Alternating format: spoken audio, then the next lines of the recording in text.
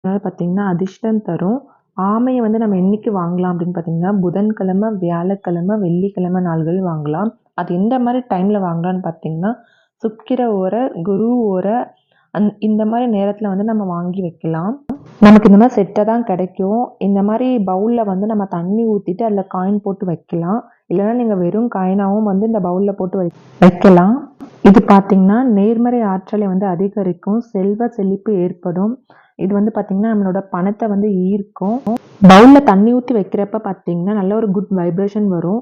செல்வமும் பார்த்தீங்கன்னா அதிகரிக்கும். கிறிஸ்டல்ல வாங்கி வைக்கிறப்ப பார்த்தீங்கன்னா, நம்ம தென்மேற்கு திசையில வைக்கணும். நம்மளோட வாழ்க்கையில பார்த்தீங்கன்னா, நல்ல ஒரு முன்னேற்றம் தரும். செல்வம் வந்து நல்லா வளரும்.